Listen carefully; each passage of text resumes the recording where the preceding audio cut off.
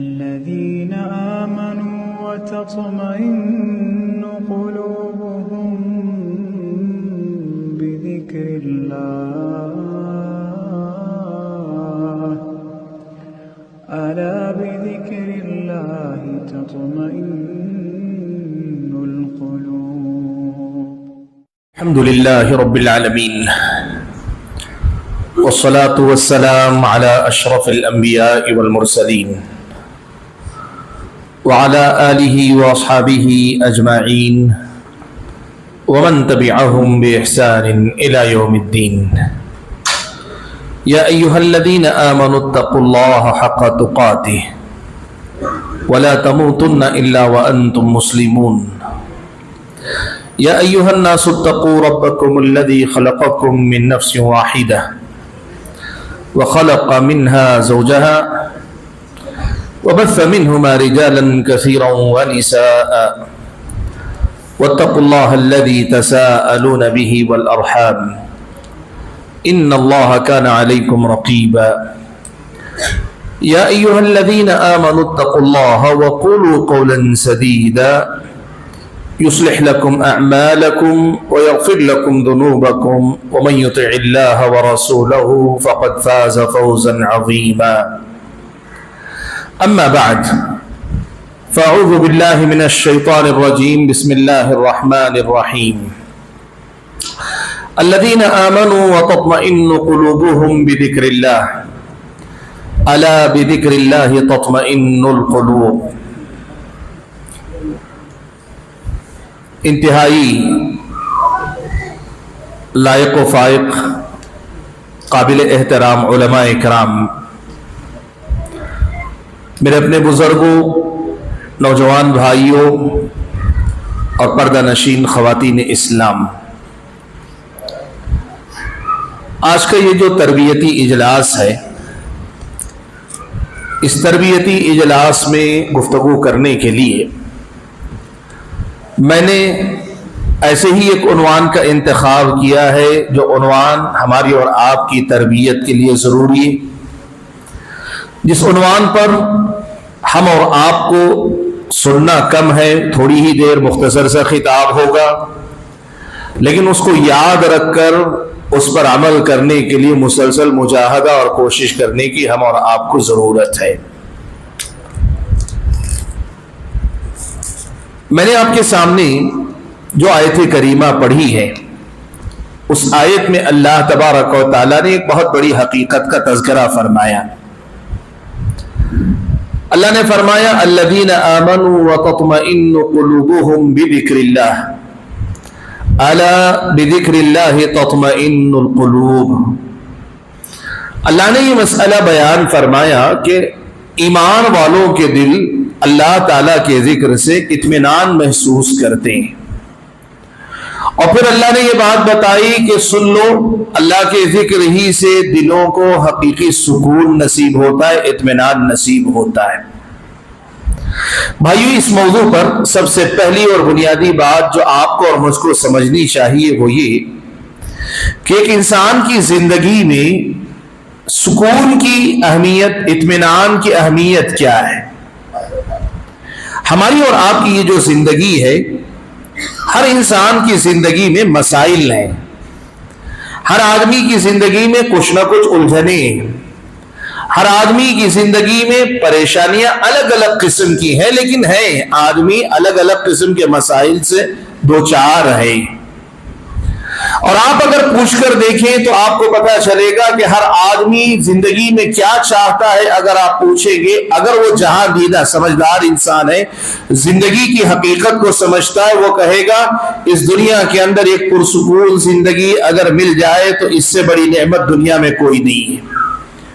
زندگی میں سکون اور اطمینان اگر بندے کو نصیب ہو جائے، اس سے بڑی دولت انسان کی نظر میں کوئی اور نہیں ہے۔ آپ اندازہ لگائیے، قرآن مجید میں اللہ تبارک و تعالیٰ نے اس حقیقت کا تذکرہ فرمایا کہ حضرت آدم علیہ السلام کو اللہ تعالیٰ نے پیدا کیا، صرف حضرت آدم کو پہلے پیدا کیا، حضرت حوا کو اللہ تعالیٰ نے پیدا نہیں کیا تھا۔ آدم علیہ السلام کو اللہ تعالیٰ نے جنت میں رکھا، जन्नत में थे, लेकिन हजरत आदम अलैहिस्सलाम की जिंदगी में नेमतें थी, जन्नत की नेमतें थी अपनी जगह। उस वक्त जो नेमतें अल्लाह ने रखी वो थी, लेकिन हजरत आदम अलैहिस्सलाम को सुकून नहीं मिल रहा था। तो अल्लाह ताला ने हजरत आदम का जोड़ा हजरत हव्वा को पैदा किया, और उसकी वजह अल्लाह ताला ने खुद कुरान में बयान फरमाई का लियस्कुन इलैहा, ताकि हजरत आदम को सुकून मैसर आ जाए, अल्लाह ताला आदम की जिंदगी में सुकून और इत्मीनान ले आए। भाई एक मसला सबसे पहले याद रखो, इस दुनिया में आप मालदार हो के कम हैसियत के आदमी हो, आप पढ़े लिखे आदमी हो कि जरा कम पढ़े लिखे या अनपढ़ किस्म के आदमी, आप दुनिया के ज़हीन समझदार इंसान हो या सीधे साधे भोले भाले इंसान हैं, आप इंतहाई मशरूफ इंसान हैं या बेकार बैठे इंसान हैं, आप कोई जिम्मेदार हैं या मातहत हैं, जिंदगी में मसाइल सबके हैं, लेकिन इन मसाइल के साथ अगर आदमी की जिंदगी में सुकून और इत्मीनान रहे ना, अंदर का सुकून, बातिन का सुकून, रूह का सुकून, आदमी के दिलो दिमाग के अंदर इत्मीनान की दौलत अगर हो, सुकून की दौलत से आदमी माला माल हो, तो फिर ऐसा आदमी जिंदगी के सारे मसाइल का सामना कर लेता है। और उसके मुकाबले में ये बात याद रखिएगा, आपको दौलत मिल जाए, आपको आराम मिल जाए, आपको आसाइश मिल जाए, आपको अच्छा मकान मिल जाए, अच्छा कारोबार मिल जाए, अच्छी बीवी, अच्छा शौहर मिल जाए, और आपकी अपनी जिंदगी के मामूलात में आपको ज्यादा कोई परेशानी नहीं, लेकिन अंदर से आपके अंदर बेचैनी है, दुनिया बहुत आबाद होकर भी ये दुनिया बड़ी उजड़ी उजड़ी आपको नजर आएगी। मैं एक दो मिसालें आपके सामने देता हूं। आपने देखा होगा कि हमारे अपने मुल्क के अंदर एक तरफ मुसलमानों में जैसे बाबाओं, पीरों, फकीरों के आस्थाने मजार हैं, ऐसे ही हमारे मुल्क के अंदर साधुओं के, संतों के मुकामात हैं, उनके आश्रम हैं, उनके अपने बहुत सारे मुकामात मौजूद हैं। इन साधुओं के पास या इन मजहबी रहनुमाओं के पास आने वाले जो ज़ाइरीन हैं, मुल्क के कोने कोने से भी आते हैं, मुल्क के बाहर से भी आते हैं। मुल्क के बाहर से का मतलब यह है कि कभी यूरोप से आते हैं, कभी अमेरिका से आते हैं, कभी किसी और मुल्क से आते हैं, दुनिया के मुख्तलिफ ममालिक से लोग आते हैं और आकर इन साधुओं की सोहबत में वक्त गुजारना चाहते हैं। क्यों वक्त गुजारना चाहते हैं आपको पता है? ऐसा क्या है यहां जो उनकी जिंदगी में नहीं, उनके पास नहीं है? ऐसी क्या चीज है जिसकी तलाश में वो यहां तक आते हैं? आप अगर उनके घरों को देखें, उनके पिछली जिंदगी जहां से वो आए देखें, इनमें की अक्सरियत ऐसे लोगों की है जिनके पास एक शानदार मकान है, मालो दौलत की फरावानी है, और इतना ही नहीं, उनकी हुकूमतों की तरफ से बस्तियों के नज्म भी बड़ा एहतमाम के साथ पाक साफ। आप उनकी गलियां देख लेंगे, आप उनके मकानात देख लेंगे, मकान के अंदर जो उनके इस्तेमाल के साजो सामान है वो देख लेंगे। आपको लोग जैसे कहते हैं ना, दुनिया ही में जन्नत दुआ बसा ली है, ऐसे मंजर आप उनके घरों में आप देखेंगे। लेकिन सवाल ये है, जब उनके पास अच्छा मकान है, अच्छी आमदनी है, सुकून और इत्मीनान वाले शहर हैं, और इतना ही नहीं, मनमानी जिंदगी करने, आजादी वाली पूरी जिंदगी, जो करना चाहे करो, कोई रुकावट नहीं, सिर्फ तुम्हारी जात से दूसरे का नुकसान नहीं होना चाहिए, बाकी तुम जो चाहे करो कर लो। लेकिन इस सब के बावजूद, इतनी आजादी के बावजूद, आखिर वो क्या चीज है जिसकी तलाश में वो यहां तक आते हैं, जिसकी तलाश में वो अपनी दुनिया छोड़कर, अपना घर, अपना मकान, अपना खानदान, अपना कबीला, अपनी बस्ती, अपनी सारी दुनिया छोड़कर यहां आते हैं। कभी चोला पहन लेते हैं, कभी उन जैसा लिबास पहन लेते हैं, कभी उन्हीं जैसे मामूलात, क्या आखिर ढूंढ रहे हैं? आप अगर उनसे कभी मिलकर पूछिए ना, वो आपसे एक बात बड़े वाज़े अल्फाज में बताएंगे कि बाहर की दुनिया तो बड़ी रोशन है, बाहर की दुनिया तो चकाचौंध से भरी है, बाहर की दुनिया में हमारे और आपके आराम के, जिस्म को आराम देने वाले असबाब सारे मैसर हैं, लेकिन हमारे अंदर एक खला, हमारे अंदर एक खालीपन है, हमारे अंदर एक बेचैनी है, हमारे अंदर एक इस्तिराब है, अंदर से कभी सुकून का एहसास नहीं ہوتا. اسی سکون کی تلاش میں ہم یہاں آتے ہیں. سنتے ہیں کہ اس مشرق میں، مشرق کا مطلب ہمارے ہندوستان کے اندر لوگ مذہبی ہوتے ہیں، اور سنتے ہیں کہ مذہب آدمی کو سکون دیتا ہے، دینداری سے آدمی کو سکون ملتا ہے، اس لیے اس سکون کی تلاش میں ہم آ رہے ہیں. آپ کو معلوم ہے جتنے ایسے انگریز یا دوسری قوموں کے لوگ اسلام سے قریب آ کر اسلام قبول کرتے ہیں، آپ نوٹ کر کے دیکھو عبادتوں میں بڑا اچھا ان کا دل آپ کو لگتا نظر آئے گا. بڑے پابند وہ نمازوں کے ہوتے ہیں، بڑے پابند وہ اپنے دین کے دینی اعمال کے ہوتے ہیں. اور وہی اگر اسلام کی طرف نہ آ کر کسی اور مذہب کی طرف چلے گئے تو کیا ہوگا؟ وہاں جا کر بھی وہ اسی روحانیت کی تلاش میں، اسی سکون و اطمینان کی تلاش میں پریشان رہتا ہے. ملتا ہے سکون کے نہیں ملتا یہ الگ مسئلہ، لیکن کم سے کم یہ بات تو سمجھ میں آتی ہے کہ دنیا والوں کے پاس سب کچھ ہو کر بھی جب روح کا سکون نہیں ہوتا، دل کا اطمینان نہیں ہوتا، آدمی کو اندر سے خالی پن کا احساس ہوتا ہے، تو پھر بھری پوری دنیا بھی آدمی کو وہ سکون نہیں دے سکتی. اسی کی تلاش میں لوگ یہاں تک آتے ہیں. بھائی اس کے پیچھے راز کیا ہے؟ اس کے پیچھے ایک بہت بڑی حقیقت ہے جسے آپ کو یاد رکھنا چاہیے، اور وہ حقیقت یہ ہے، دیکھو انسان جسے کہتے ہیں نا، میں آپ سب یہ سارے انسان جتنے ہیں، وہ مسلمان ہو کہ کافر ہو، وہ کوئی بھی انسان، ہر انسان جو اس دنیا کے اندر اللہ تعالیٰ نے پیدا کیا نا، یہ انسان دو چیزوں کا مرکب ہے. ایک اس کا جسم ہے، باڈی ہے، اور دوسری چیز اس کی اپنی روح، سول، باڈی اور سول جسے کہتے ہیں، یعنی جسم اور روح دو چیزوں کا مرکب ہے یہ انسان. یہ انسان دو چیزوں کا مرکب ہے. ان دو چیزوں میں سے ایک چیز کو اللہ تعالیٰ نے زمین پر بنایا، یعنی اللہ تعالیٰ نے انسان کو مٹی سے پیدا کیا. آدم علیہ السلام کو اللہ نے مٹی سے پیدا کیا، اور بنی آدم جتنے ہیں انسان یہی کی غذا کھاتا ہے، یہی کی غذا سے نطفہ بھی بنتا ہے، ماں کھاتی ہے تو اسی سے بیضہ بھی بنتا ہے، اور انہی دونوں کے ملاپ سے انسان کا جسم تخلیق پاتا ہے. لیکن انسان کی روح کو اللہ نے آسمانوں پہ پیدا کیا. اللہ تعالیٰ آسمان سے 4 مہینے جب بچہ اپنی ماں کے پیٹ میں مکمل کر لیتا ہے، آسمان سے اللہ تعالیٰ اس روح کو انسان کے اندر بھیجتا ہے. اب ایک بات یاد رکھنا، ہمارے اپنے جسم کی بھوک ہے جس کی گواہی پیٹ دیتا ہے، جس کی گواہی، جس کی پکار، جس کی دہائی ہمارا اور آپ کا پیٹ لگاتا ہے. اور یہ ہماری اور آپ کی روح کی بھوک ہے جس کا احساس یہ بے چینی، بے اطمینانی، یہ اضطراب ہے جو ہم میں سے بہت سارے لوگ محسوس کرتے ہیں، یا بہت سارے لوگوں کو پتا بھی نہیں کہ مجھے روحانی بھوک لگی ہے، لیکن انہیں احساس نہیں، وہ سمجھتے ہیں زندگی ایسے ہی جی جاتی ہے. یاد رکھنا اللہ نے نظم یہ کیا ہے، زمین سے پیدا کیے ہوئے جسم کے ساری ضرورتوں کو پورا کرنے کے لیے تعالیٰ نے زمین میں انتظام کیا ہے. آسمان سے بھیجی گئی روح کے اطمینان کے لیے اللہ تعالیٰ نے انتظام آسمان سے بھیجی ہوئی نعمت اور دولت میں اللہ تعالیٰ نے رکھا.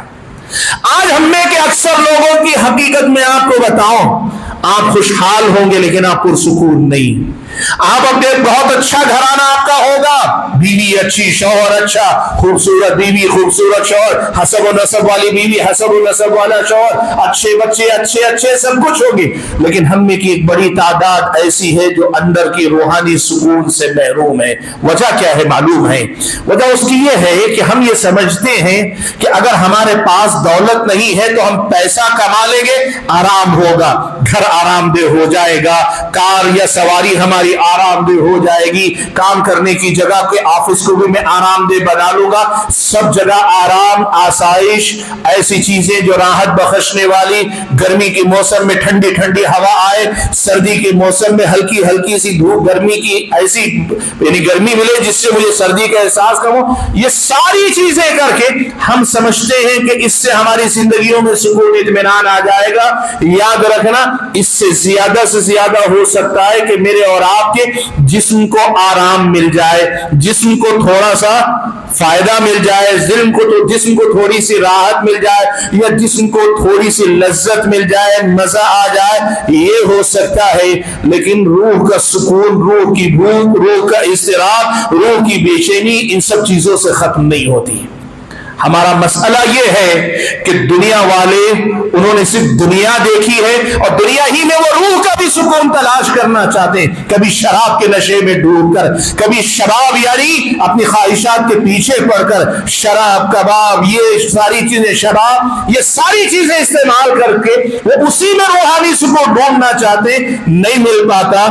آپ اور میں ایسے مسلمان ہیں, اللہ کے ایسے بندے ہیں جنہیں اللہ نے جسمانی آرام اور روح کے سکون دونوں کی معرفت عطا فرمائی, دونوں کی سمجھ اللہ تعالیٰ نے عطا فرمائی ہے, اور ان دونوں کے حاصل کرنے کے ذرائع بھی اللہ نے میرے اور آپ کے پاس رکھے ہیں. لیکن افسوس یہ ہے کہ ہم جانتے بوجھتے بھی ہیں, وہ جو نادان ہیں جن کو پتہ نہیں کہ روح کا سکون کہاں ملتا ہے, ان کے نقش قدم پہ چل کے ہم بھی انہی کی طرح یہ جو انٹرٹینمنٹ کی جو دنیا کہتے ہیں نا, یہ فلمی کلچر, یہ ٹی وی, یہ کھیل تماشے, یہ سیاست, یہ جو دنیا کی بھاگ دوڑ ہے, دنیا والوں کی طرح ہم بھی انہی کے پیچھے جا کر سکون تلاش کرنا چاہ رہے ہیں دنیا کے اندر. کمال تو یہ ہوتا نا, ہم تو جسم کے آرام کو بھی جانتے ہیں, روح کے سکون کو بھی جانتے ہیں. دنیا والوں کے سامنے ایسے کھڑے ہوتے کہ دنیا والوں آؤ ہم تمہیں بتائیں, جسم کا آرام الگ ہے جو ہو سکتا ہے ہم سے زیادہ تمہارے پاس ہوگا, لیکن روح کا سکون ایک الگ ہے جو دنیا میں کسی کے پاس نہیں, یہ صرف ہمارے پاس ملتا ہے, یہ صرف ہم تمہیں دے سکتے ہیں, اس کی طرف رہنمائی ہم صرف کرتے ہیں. آؤ تم بھی پاس آؤ, روشنی میں نہلا دیں, جس کو چھو لیا ہم نے آئینہ بنا ڈالا. دنیا والوں کو یہ سبق ہمیں نہ دینا چاہیے تھا, لیکن افسوس کیا ہے آپ کو پتا ہے, افسوس اس کا ہے کہ ہم جانتے ہوئے بھی روح کا سکون بھی جانتے ہیں, اس کے حصول کا ذریعہ بھی جانتے ہیں, اور یہ بھی جانتے ہیں کہ یہ ہمارے ہی پاس ہے, لیکن دنیا والوں کی طرح دنیا کے عیش و آرام کے پیچھے پڑ کر ہم زندگی میں اپنے سکون چاہتے ہیں. نہیں ملے گا اللہ کے بندو. اور ذرا سوچو, اگر اللہ تبارک و تعالی اس معرفت, اس پہچان کی جو ناقدری ہم اور آپ کر رہے ہیں, یہ جو پہچان جو ساری دنیا کو نہ مل کے ہمیں اللہ نے دی ہے, اس پہچان کی ناقدری کر رہے ہیں, اگر اللہ تعالیٰ ناراض ہو کر یہ ہم سے چھین لے, یقین مانو ان سے زیادہ بے چینی میری اور آپ کی زندگی میں بھر جائے گی, ان سے زیادہ اضطراب میری اور آپ کی زندگی میں بھر جائے گا. اللہ نے کہا وَمَنْ أَعْرَضَ عَنْ ذِكْرِي فَإِنَّ لَهُ مَعِيشَةً ضَنْكًا وَنَحْشُرُهُ يَوْمَ الْقِيَامَةِ أَعْمَى. جو میرے ذکر, میری کتاب سے اعراض کرے گا, میں اس کی زندگی کو بڑی تنگی والی زندگی بنا لوں گا, بڑی تنگی والی زندگی بنا لوں گا. وہ انقباض کہتے ہیں, آدمی کا نفس گھٹن محسوس کرتا ہے, آدمی اپنے اندر کہیں نہ کہیں تڑپ محسوس کرتا ہے, اسے معلوم ہے کچھ تو ہو رہا ہے میرے اندر جس کا مجھے آرام کہیں نہیں ملتا. دوستوں کی محفل میں بھی جاتا ہوں, اچھا لگتا ہے, لیکن اندر کا سکون نہیں ملتا. اچھا سو کر اٹھتا ہوں, جسم کو آرام تو ملتا ہے, صبح اٹھتا ہوں تو بے چینی برقرار کی برقرار ہے, تفریح کے لیے اپنے گھر بار کے ساتھ کہیں چلا جاتا ہوں, اچھے لگتے ہیں مناظر, لیکن اندر کا کی جو بے چینی وہ ختم نہیں ہوتی. کیسے ختم ہوگی اللہ کے بندو؟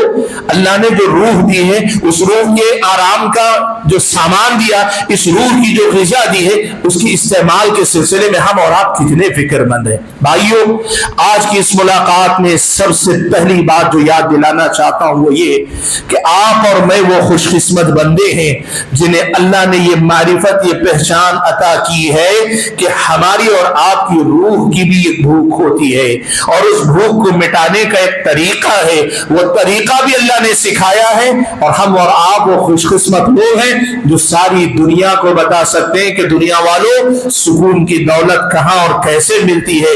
یہ ہر دکان پہ بکنے والی چیز نہیں, یہ وہ دولت ہے جو اللہ تعالیٰ سے تعلق خاص جوڑ کر حاصل کی جاتی ہے. یہ سبق ہم اور آپ دنیا کو سکھا سکتے ہیں. ایسے خوش قسمت اللہ نے مجھ کو اور آپ کو بنایا. سب سے پہلے اس حقیقت کو سمجھو, یاد رکھو زندگی بھر کے لیے, یہ دنیا والے دنیا کے عیش و آرام میں ہم سے بہت آگے جا سکتے ہیں, لیکن جو روح کا سکون اللہ نے ہمارے پاس رکھا کسی کے پاس نہیں رکھا. اور اس بنیاد پر یہ بات دوسری یاد رکھنا, دنیا میں ہم سے زیادہ خوش قسمت اور ہم سے بڑا مالدار کوئی نہیں ہے. کیوں؟ آپ نے سنا ہوگا نا, بڑا مشہور, بڑے مشہور جو ہے یوں کہتے ہیں مقولے کے طور پہ کہا جاتا ہے کہ آپ جو ہے آرام دہ بستر خرید سکتے ہیں, نیند نہیں خرید سکتے. آپ عیش و آرام کے اسباب خرید سکتے ہیں, لیکن روح کا سکون نہیں خرید سکتے. آپ گھڑی خرید سکتے, وقت نہیں خرید سکتے. اسی لیے بھائیوں ایک مسئلہ یاد رکھنا، روح کے سکون کا جو باب ہے یہ آپ کو اللہ نے دیا ہے تو اس کی قدر کرو، اس کی قدر کرو، سب سے پہلے اس کی پہچان اللہ نے دی ہے تو اس کی قدر کرنے کی کوشش کرو۔ اور دوسری اہم بات جو آپ کے سامنے کہنا چاہوں گا، قرآن میں اللہ تعالیٰ نے یہ بتایا ہے کہ یہ سکون ہمیں کہاں اور کیسے ملے گا۔ میں نے جو آیت کریمہ پڑھی اس میں اللہ تعالیٰ نے یہ بات بڑے واضح الفاظ میں بیان فرمائی۔ اللہ نے کہا الذین آمنوا وتطمئن قلوبهم بذکر اللہ، الا بذکر اللہ تطمئن القلوب، لوگوں سن لو کہ اللہ کے ذکر ہی سے دلوں کو سکون نصیب ہوتا ہے۔ دیکھو اللہ کا ذکر کیا ہے؟ اللہ کو یاد کرنا، ذکر عربی زبان میں یاد کو کہتے ہیں، اللہ کا ذکر یعنی اللہ کو یاد کرنا۔ اب یہ یاد کیسے ہو سکتی ہے؟ قرآن میں اللہ تعالیٰ نے نماز کو ذکر کہا ہے، اللہ تعالیٰ نے قرآن میں خود قرآن کو ذکر کہا ہے، جو ہم دعائیں مختلف موقعوں پہ پڑھتے ہیں اسے بھی ذکر کہا گیا ہے، اور جو وقت کے ساتھ مقید نہ ہو کر عام چلتے پھرتے جو ذکر ہو سکتا ہے اسے بھی ذکر کہا ہے۔ اللہ کی یاد جتنی ہوگی اسی قدر زیادہ ہمارے اور آپ کی زندگی میں اطمینان ہوگا۔ میں اکثر ایک مثال دیتا ہوں اور آج وہ مثال آپ کے سامنے دوں گا۔ آپ کو ایک بات معلوم ہے، بچہ جب تک دودھ پیتا ہو یا چھوٹا بچہ ہو، لڑکپن تک ہو، وہ اپنی ماں سے سب سے زیادہ لگاؤ رکھتا ہے۔ ایسی حالت میں نظروں سے تھوڑی دیر کے لیے ماں اوجھل ہو جائے، بچہ پریشان ہو جاتا ہے، رونے لگتا ہے، چیخنے لگتا ہے، بلبلانے لگتا ہے۔ اور اگر سوچیں ایسے بچے کی ماں انتقال کر جاتی ہے، ایسی یتیمی کی کیفیت سے گزرتا ہے کہ دنیا اس پہ ترس کھاتی ہے۔ لیکن میرے بھائیوں، ایمان والے کا اللہ تعالیٰ سے تعلق اس سے کہیں زیادہ اہم اور مضبوط ہے جو ایک شیرخوار بچے کا اپنی ماں سے تعلق ہوتا ہے۔ ایمان والے کا اللہ تعالیٰ سے جو رشتہ اور تعلق ہے نا، اس سے کہیں زیادہ گہرا تعلق ہے۔ اور جب بندہ اللہ سے جڑا رہتا ہے تو وہ روحانیت کا سکون، روحانیت کا احساس ہمیشہ تازہ رہتا ہے۔ سبحان اللہ، ابن قیم رحمۃ اللہ علیہ، قرآن پیارے نبی صلی اللہ علیہ وسلم کی ایک حدیث سنو، اللہ کے نبی نے کہا مثل الذی یذکر ربہ والذی لا یذکر ربہ کمثل الحی والمیت۔ حضرت ابن قیم فرماتے ہیں وہ جو اپنے رب کے ذکر میں لگا رہتا ہے اور وہ جو اپنے رب کے ذکر سے غافل رہتا ہے، ان دونوں کی مثال زندہ اور مردے کی ہے۔ سبحان اللہ۔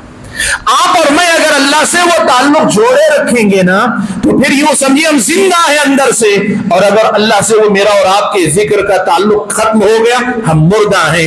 ابن قیم اسی کو سمجھانے کے لیے کہتے ہیں جو بندہ اللہ کے ذکر کا عادی ہوتا ہے، اگر وہ ذکر سے کٹ جاتا ہے، دور ہو جاتا ہے، اس کی وہی کیفیت ہوتی ہے جو کیفیت اس مچھلی کی ہوتی ہے جس مچھلی کو پانی کے اندر سے نکال کے باہر ڈال دیا گیا ہو۔ آپ نے کبھی دیکھا ہے مچھلی کو پانی سے باہر نکال کے ڈال دے کیسے تڑپتی ہے، کیسے جو ہے زور لگاتی ہے کہ کسی طرح اچھل کے پانی میں گر جائے، کہیں سے اسے پانی مل جائے۔ آپ یقین کرو ہم شاید اس مقام پہ نہیں پہنچ پائے اس لیے محسوس نہیں کر پاتے، ورنہ اللہ تعالیٰ سے دور ہو کر ہماری روحیں اسی قدر تڑپ رہی ہیں۔ ہماری اور آپ کی زندگیوں میں یقین مانو ہم اندر سے ایسے ہی تڑپ رہے ہیں۔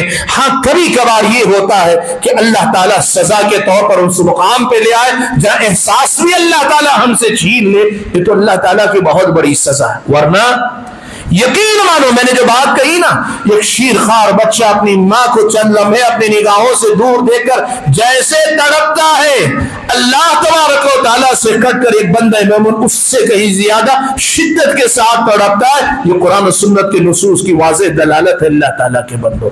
میرے بھائیوں، اپنی زندگی میں اللہ تعالیٰ کے ذکر کو تازہ کرو، اور اس ذکر میں یہ دوسری اہم بات، تیسری اہم بات جو میں کہوں گا وہ یہ کہ اس ذکر میں خاص طور پر میں سب کا تذکرہ نہیں کر پاؤں گا، وقت میرے پاس نہیں ہے، ایک صرف چیز کا ذکر کرنے جا رہا ہوں، وہ ہے میری اور آپ کی نماز۔ بھائیو، نماز اللہ تبارک و تعالیٰ کا ذکر ہے، بلکہ اللہ کے ذکر کا زوردار بلکہ بہترین طریقہ ہے جس سے ہم اللہ تعالیٰ کا ذکر کرتے ہیں۔ اللہ نے فرمایا وَأَقِمِ الصَّلَاةَ لِذِكْرِي وَأَقِمِ الصَّلَاةَ لِذِكْرِي، تم نماز قائم کرو میرے ذکر کے لیے، یعنی نماز کے ذریعے میرا ذکر کرتے رہو، میرا ذکر کرنا ہے تو میں نماز قائم کرو۔ اللہ تعالیٰ نے یہ بات کہی۔ سادہ الفاظ میں اگر میں کہوں تو یوں کہیے کہ ذکر، یہ نماز اللہ تبارک و تعالیٰ کے ذکر کی ایک شکل ہے۔ میں آپ سے ایک سوال پوچھتا ہوں، ہم اور آپ سب الحمدللہ نماز پڑھتے ہیں نا؟ الحمدللہ سبھی پڑھتے ہیں نماز۔ سوال یہ ہے کہ اس نماز کے پڑھنے کے بعد کیا ہمارے دلوں میں سکون و اطمینان کا وہ احساس پیدا ہو رہا ہے؟ آپ اپنے آپ سے جواب دیجئے، مجھے جواب نہیں چاہیے، آپ کا جواب میں سننا نہیں چاہتا، لیکن میں یہ ضرور چاہتا ہوں کہ آپ اپنے نفس کو بتائیے کہ کیا واقعی نماز پڑھ کر آپ اس سکون کی کیفیت کو محسوس کرتے؟ مثال کے طور پر نماز مغرب سے پہلے ایک کیفیت تھی، آئے جماعت کے ساتھ کھڑے ہوئے، آپ نے نماز پڑھی اور نماز پڑھ کر فارغ ہو کر آپ بیٹھے، تو کیا آپ کو ویسی ہی کیفیت محسوس ہوئی جیسے بھوکا آدمی شدت کی حالت، بھوک شدید لگی ہو تو محسوس کرتا ہے، کھانا کھا لینے کے بعد ایک دم آسودہ مست اپنے آپ کو محسوس کرتا ہے؟ کیا ایسے ہی روحانی سکون کا نماز کے بعد آپ کو تجربہ ہوا؟ یہ آپ کو اپنے آپ سے پوچھنا چاہیے۔ اگر ہوا ہے آپ بڑے مبارک آدمی ہیں۔ اگر یہ احساس آپ کو ہوا ہے، بہت اعلیٰ درجے کا نہ ہو لیکن تھوڑا بھی آپ محسوس کرتے ہیں، نماز پڑھ کے تھوڑا بھی سکون و اطمینان آپ کو نصیب ہو رہا ہے، شکر منائیے کہ اللہ تعالیٰ نے آپ کو یہ احساس دیا ہے۔ اور اگر محسوس نہیں ہوا، نماز تو پڑھی لیکن زیادہ کوئی فرق محسوس نہیں ہوا، بلکہ محسوس ہی نہیں ہوا، جیسے نماز سے پہلے تھے نماز کے بعد بھی وہی کیفیت ہے، تو میرے بھائیوں یہاں رک کر ہمیں ایک سوال کرنا پڑے گا۔ اللہ نے تو کہا الا بذکر اللہ تطمئن القلوب، سنو اللہ کے ذکر سے دلوں کو اطمینان نصیب ہوتا ہے۔ اور اللہ تعالیٰ نے کہا واقم الصلاۃ لذکری، نماز کو میرے ذکر کے لیے قائم کرو، تو میں نے ذکر کیا ہے تو پھر مجھے سکون کیوں نہیں مل رہا ہے، مجھے اس اطمینان کا احساس کیوں نہیں ہو رہا ہے؟ یہ سوال ہمیں اپنے آپ سے پوچھنا پڑے گا۔ اور میں نے جیسے کہا، آپ میں سے اگر کچھ خوش قسمت بھائی، کچھ خوش قسمت بہنیں ایسی ہیں جن کو نماز کے بعد، نماز کے دوران ایسے سکون کا تجربہ ہوتا ہے، میں ان کو مبارکباد دیتا ہوں اور کہتا ہوں کہ جمے رہیے، لگے رہیے، یا ایھا الذین آمنوا اصبروا وصابروا ورابطوا، لگے رہو، اس سے بڑی سعادت کچھ نہیں۔ لیکن اگر ہم میں کی اکثریت یہ کہتی ہے کہ محسوس نہیں ہوتا ہے، کچھ خاص فرق دکھائی نہیں دیتا ہے، تو پھر ہمیں کچھ باتوں کی طرف توجہ دینی پڑے گی۔ سوال یہ ہے کہ میری اور آپ کی نماز، مجھ کو اور آپ کو سکون دینے والی نماز کب ہو پائے گی؟ کب ہو پائے گی؟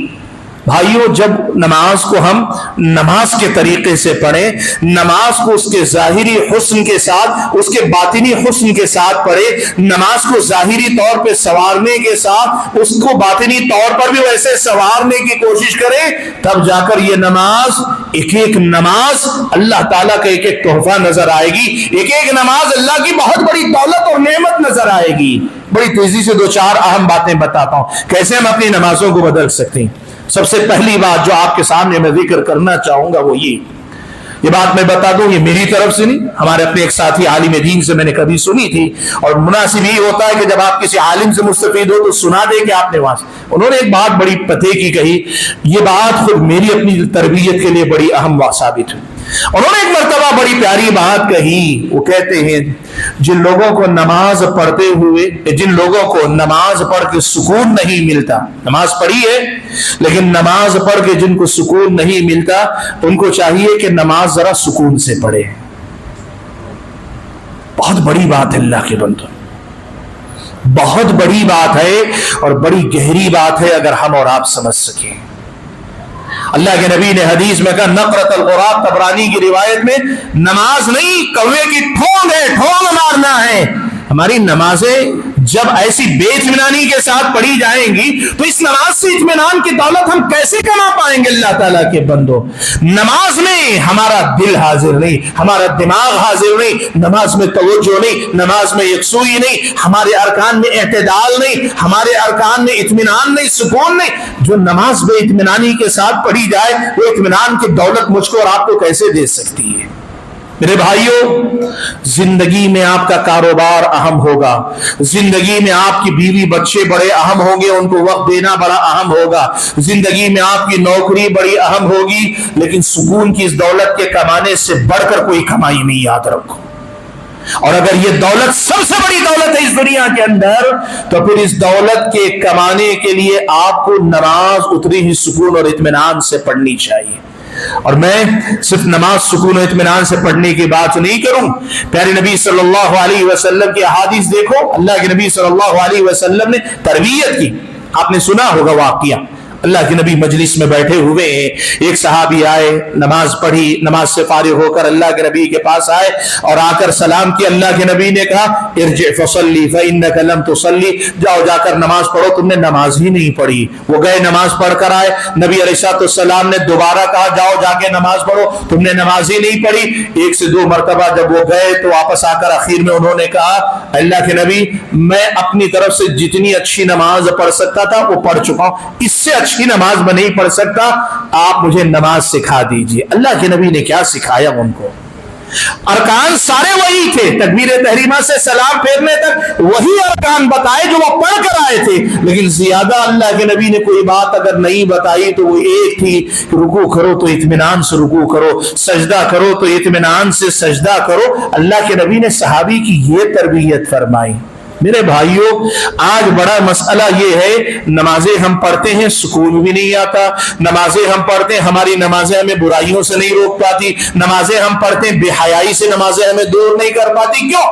نماز کو ہم نے مردہ کیا ہوا ہے، تو وہ نماز ہمیں زندگی کیسے دے سکتی؟ اللہ کے بندو، جس نماز کو ہم نے اندر سے اس قدر مردہ کر دیا ہے، وہ ہمیں اندرونی زندگی سکون و اطمینان کہاں سے اور کیسے دے پائے گی؟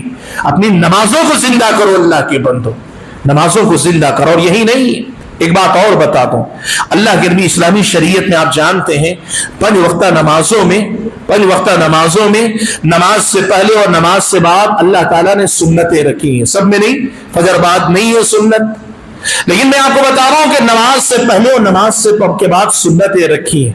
ان کے بھی بڑے فائدے ہیں، لیکن ان کے فائدوں میں سے ایک فائدے پہ میں صرف بات کر رہا ہوں، اور وہ فائدہ کیا ہے معلوم؟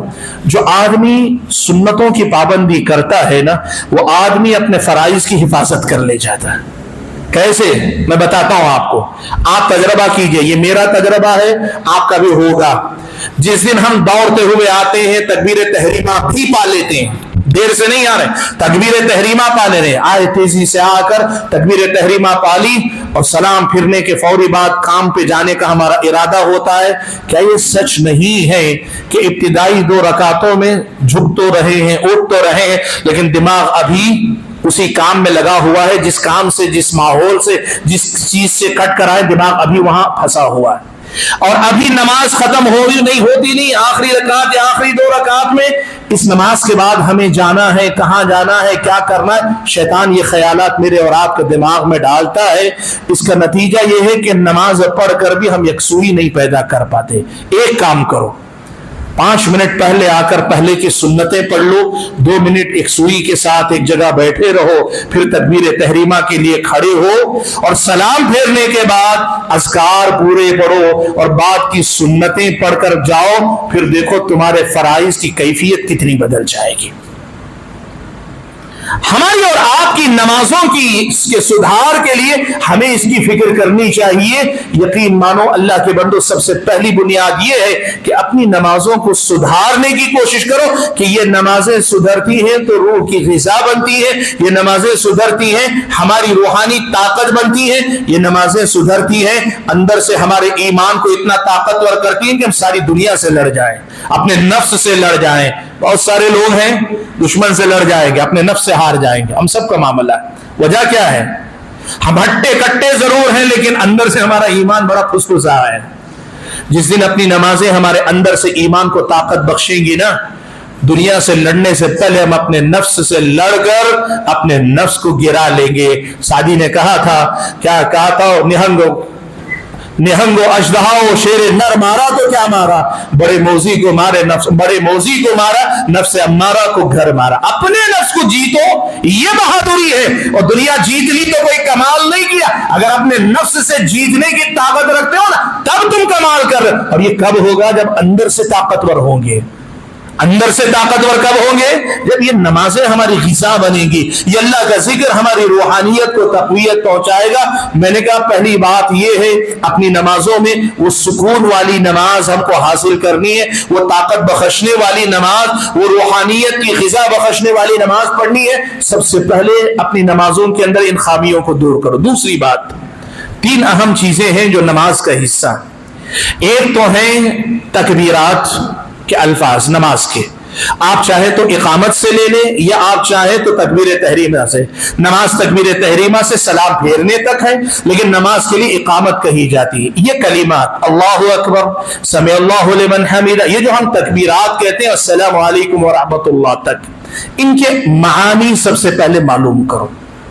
दूसरे नंबर पर नमाज में हम कुछ दुआएं पढ़ते हैं, इब्तिदा में सना पढ़ते हैं, रुकू में सजदे में नमाजें पढ़ते हैं, दुआएं पढ़ते हैं, कायदे में दुआ पढ़ते हैं, तशहुद में दुआएं पढ़ते हैं, और नमाज के बाद के अज़कार हम पढ़ते हैं। जो नमाज से मुताल्लिक दुआएं हैं ना, इन दुआओं को सबसे पहले याद करो। ये तो होना ही चाहिए, नमाज में जरूरी है, लेकिन इन दुआओं का माना और मतलब आप जान लो। और तीसरे नंबर पर अपनी नमाज में जो सूरतें आप बार बार पढ़ते हैं ना, उन सूरतों का माना और मतलब अच्छी तरीके से पढ़ लिया करो। तर्जमा ट्रांसलेशन करने की सलाहियत होना जरूरी नहीं, लेकिन आयत पढ़ते हुए आपको मालूम होना चाहिए कि इस आयत में क्या है। 3 चीजें मैंने कहा, अल्फाज जो उठते बैठते झुकते उठते हम अदा करते, दूसरे अज़कार, और तीसरी वो आयतें जो बकसरत हम नमाजों में बार बार रिपीट करते हैं।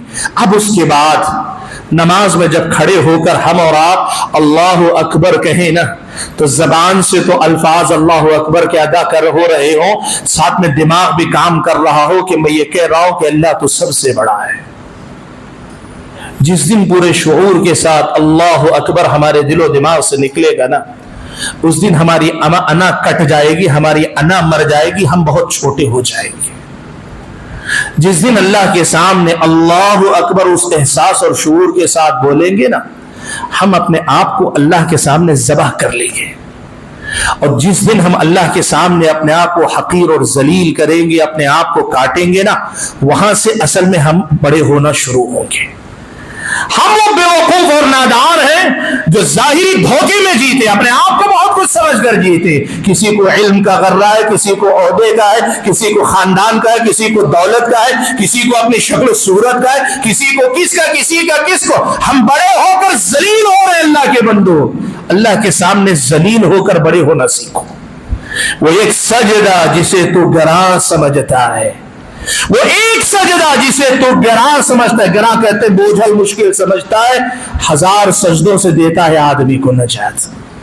अल्लाह अकबर जब कहे ना, वो एहसास होना चाहिए कि क्या कह रहे हैं हम। जब हम नमाज में जाकर सजदे में रुक जाकर कहें सुभान रब्बियल आला, पाक है मेरा रब जो सबसे आला है, तो ये बात भी हम इकरार कर रहे हैं, तेरे सामने मेरी पेशानी मेरी नाक रगड़ कर मैं इकरार कर रहा हूं, मैं कुछ भी हूंगा दुनिया के सामने, तेरे सामने मैं जलील और हकीर तरीन हूं। जिस दिन हम ये करेंगे ना, उस दिन अपने नफ्स को हम ज़बा कर लेंगे अल्लाह के सामने, अपने नफ्स के फितनों से बाज आ जाएंगे, अपने दिमाग के गुरूर से हम आजाद हो जाएंगे, अपनी शख्सियतों को मिटाकर हम अपने आप को बना लेने वाले बन जाएंगे। और ऐसे ही कुरान की आयतें जो हम और आप पढ़ते हैं ना, एक एक आयत पढ़ते हुए अगर उसके अल्फाज के साथ मानी पे थोड़ा सा गौर करने लग जाए, नमाज की कैफियत बदल जाएगी अल्लाह ताला के बंदों। फिर क्या होगा मालूम है? फिर आपको लंबी नमाज पढ़ने की जरूरत नहीं होगी, आपकी नमाज खुद ब खुद लंबी हो जाएगी। आप सजदे में जाएंगे सुभान रब्बियल आला, सुभान रब्बियल आला, सुभान रब्बियल आला, उड़ जाएंगे। ये मुख्तसर है, नमाज हो जाएगी, नमाज अदा हो जाएगी आपकी। लेकिन आप नमाज सजदे में सर झुका कर रहे हैं सुभान रब्बियल आला, और महसूस करें कि मैं जलील हो रहा हूं अल्लाह के सामने, अपने आप को मिटा रहा हूं ताकि अल्लाह से कुर्बत का वो एहसास, वो मजा मुझे मिल जाए। आप यकीन करो, सर आप अपना सजदे से उठाना नहीं चाहेंगे। آپ کا سر نہیں اٹھے گا اللہ تعالیٰ کے سامنے سے. اور جس دن وہ کیفیت آئے گی نا، جس دن یہ کیفیت آئے گی، اس دن نماز آپ لمبی نہیں کریں گے، آپ کی نماز لمبی ہو جائے گی خود بخود. اور آپ کو معلوم ہے نبی علیہ الصلوۃ والسلام یہی نماز پڑھا کرتے تھے. مائی عائشہ کہتی ہیں اللہ کے نبی رات میں جو نماز پڑھتے تھے 8 رکعت یا 11 رکعت جو نماز پڑھتے تھے، کہتی فلا تسأل عن حسنہن وطولہن، کہ ایسی لمبی نماز پڑھتے تھے، کتنی خوبصورت نماز پڑھتے تھے، اس کے بارے میں پوچھو مت کہ اللہ کے نبی کی نماز کی خوبصورتی کا کیا عالم ہوتا تھا. ہم یہ سمجھتے ہیں زیادہ دیر تک رہ کر سبحان ربی الاعلیٰ زیادہ سے زیادہ بولنا چاہیے. زیادہ بولنا ضروری نہیں، لیکن جو بول رہے ہیں اس میں ڈوبنے کی کوشش کرو، پورے احساس کے ساتھ پڑھو، پورے شعور کے ساتھ پڑھو. وہ نماز جو آپ کو واقعی اللہ تعالیٰ کی قربت کا احساس دلا دے. آپ کو معلوم ہے بندہ اللہ کی طرف سفر کرتا ہے، آغاز بندے کی طرف سے ہوتا ہے. شروع میں بندہ اللہ سے قریب ہوتا ہے، پھر آپ کو معلوم ہے قرآن و سنت میں ایک بات یہ اللہ بندے سے قریب آتا ہے. سبحان اللہ. اور اللہ کے نبی نے کہا اقرب ما یکون العبد الی اللہ وهو ساجد، بندہ سب سے قریب اس وقت ہوتا ہے جب اللہ تعالیٰ کے لیے سجدہ کرتا ہے. آپ سوچو حدیث میں اللہ حدیث قدسی میں کہا بندہ اللہ تعالیٰ کی طرف چل کر آتا ہے، اللہ دوڑ کر آتا ہے. وہ ایک بالشت آتا ہے تو اللہ ایک ہاتھ اس کی طرف آتا ہے. یہ ساری باتوں کا تجربہ میری اور آپ کی زندگی میں آخر کب ہوگا؟ سوال یہ کہ یہ باتیں نہیں تو نہیں نا. آپ بتائیں کہ آج پہلی بار ہم اور آپ سن رہے نہیں نا؟ کتنی مرتبہ ہم نے سنا ایک بالش چلو تو اللہ ایک ہاتھ آتا ہے، تم دوڑ کر جاؤ تو تم چل کر جاؤ تو اللہ دوڑ کر آتے. سب سنے. سوال یہ کہ سنے تو 10 بار ہے، لیکن زندگی میں ایک بار ہم تجربہ نہیں کر سکے نا، ہم اس احساس سے نہیں گزر سکے نا. جب ہم اس احساس سے نہیں گزر پا رہے ہیں تو پھر دنیا میں کیا کمانے کے لیے ہم جی رہے ہیں اللہ تعالیٰ کے بندو؟ یہ دنیا کیا ہے اگر یہ مزہ ہم نے نہیں لیا، اللہ کی قربت کی یہ لذت کا، اس لذت کو ہم نے چکھا نہیں. دنیا کیا چکی ہم اور آپ نے دنیا میں کیا دیکھا ہے؟ بھائیوں میں آپ کے سامنے یہ بات رکھنا چاہتا ہوں، سمجھیے آپ بہت بڑی دولت ہے جو اللہ تعالیٰ نے مجھ کو اور آپ کو عطا فرمائی ہے. اور یہ بات یاد رکھیے گا کہ جب ہماری نمازیں ان کیفیتوں کے ساتھ ہوں گی نا تو پھر دنیا بے مزہ ہو جائے گی، سکون نماز میں ملے گا. پیارے نبی صلی اللہ علیہ وسلم کے بارے میں یہ بات آپ نے سنی ہے نا، کان رسول اللہ صلی اللہ علیہ وسلم اذا حزبه امر صلی، اللہ کے نبی کا معاملہ یہ تھا کہ جب کبھی اللہ کے نبی کو کوئی پریشانی آتی فوراً نماز کے لیے کھڑے ہو جاتے. کیا ہے نماز میں؟ ہم اپنے آپ سے پوچھتے ہیں نا، ہم آج بھی معاف کیجئے گا میں سب کے بارے میں تو نہیں کہتا، لیکن اپنے آپ کے اور ابا بعض اپنے بھائیوں کے بارے میں تو کہہ ہی سکتا ہوں، ہم نماز پڑھتے ہو تو یوں لگتا ہے جیسے بوجھ اٹھا کر رکھا ہے. حدیث میں تو اللہ کے نبی کے بارے میں یہ ہے اللہ کے نبی بوجھ نہیں سمجھتے تھے، اللہ کے نبی موقع سمجھ کے دوڑ کر آتے تھے. اللہ کے نبی کو جب پریشانی ہوتی نماز کی طرف اللہ کے نبی کیا تھا نماز میں آخر ایسی کیا چیز ہے نماز میں جس کی تلاش میں اللہ کے نبی آتے تھے؟ سنن کی روایت ہے حضرت بلال کے بارے میں اللہ کے نبی صحابی کہتے ہیں اللہ کے نبی کہتے تھے اقم الصلاۃ ارحنا بها یا بلال، بلال نماز کے لیے اذان کہو یا اقامت کہو اور اس نماز کے ذریعے مجھے راحت پہنچاؤ. وہ نماز راحت کب بنے گی پتہ ہے؟ جب ان کیفیتوں سے ہم گزریں گے. بھائیو سوچو ہمیں کتنی اصلاح کرنے کی ضرورت ہے. دیکھو ایک بات میں کہتا ہوں، ایک سفر ہے جو ہمیں اللہ کی طرف طے کرنا ہے. ہم مسلمان ہیں الحمدللہ، اللہ پر ایمان، رسول پر ایمان، کتابوں پہ ساری باتوں پہ ایمان ہے، لیکن ایک تجربہ ہے اللہ سے قربت کا، نزدیکی کا، اللہ کی محبت کا. یہ سفر ابھی ہم نے طے نہیں کیا، ہمیں طے کرنا ہے. یہ سفر طے کرنے کی کوشش کرو. آسان نہیں ہے لیکن ناممکن بھی نہیں ہے. مشکل ضرور ہے لیکن اللہ نے اسے ممکن رکھا ہے. اور اس کے لیے بہت بڑا عالم دین ہونے کی ضرورت نہیں، صرف تھوڑا سا یکسوئی کے ساتھ، دل جمعی کے ساتھ، تھوڑی تھوڑی محنت کر کے ایک ایک دعا یاد کرو، ایک ایک دعا کا معنی، اور جب پڑھو تو پورے شعور کے ساتھ اس کو پڑھو تو ہو جائے گا. سبحان اللہ. بھائیو آخری ایک بات کہہ کر میں اپنی بات کو سمیٹ لیتا ہوں. دیکھو سورہ فاتحہ ہے نا، سورہ فاتحہ کے بارے میں آپ نے سنا، اللہ کے نبی نے کہا حدیث میں کہ بندہ جب نماز میں ہوتا انما یناجی ربہ، وہ اپنے رب سے سرگوشی کر رہا ہوتا ہے. صرف ایک لفظ یہ جو ہے نا یناجی ربہ، اگر ہم اس کو سمجھ لے جائیں نا ہماری زندگی کامیاب ہو جائے گی. ہم اپنے رب سے مناجات کر رہے ہیں. اللہ کے بندو آپ کو اندازہ بھی ہونا چاہیے کہ اتنی بڑی بات. ہم کیا, ہماری حیثیت کیا؟ ہم ترم خاں ہوں گے اپنی دنیا کے, ہم بادشاہ شہنشاہ ہوں گے دنیا کے, ہم کچھ بھی ہوں گے دنیا کے. حیثیت کیا ہے ہماری اللہ تعالیٰ کے سامنے؟ نبی فرماتے ہیں بندہ نماز میں کھڑا ہو کر جب کہتا ہے الحمدللہ رب العالمین, اللہ تعالیٰ سامنے سے جواب دیتا ہے آپ کی بات کا.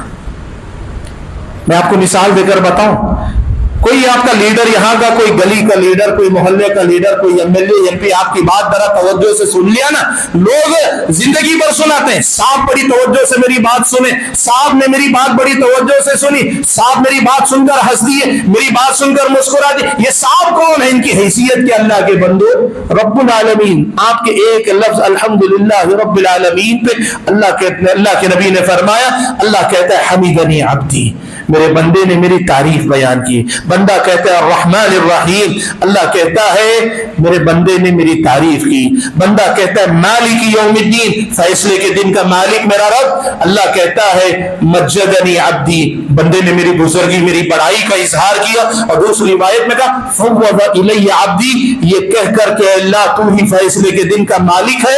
اللہ تعالیٰ نے کہتا ہے کہ بندے نے اپنے معاملات میرے حوالے کر دیے. اور پھر اس کے بعد بندہ کہتا ہے ایاک نعبد و ایاک نستعین, میں تیری ہی عبادت کرتا ہوں, تجھی سے مدد طلب کرتا ہوں. تو اللہ تبارک و تعالیٰ کہتا ہے یہ میرے بندے کے درمیان اگریمنٹ ہو رہا ہے. سبحان اللہ, ہماری حیثیت کیا ہے.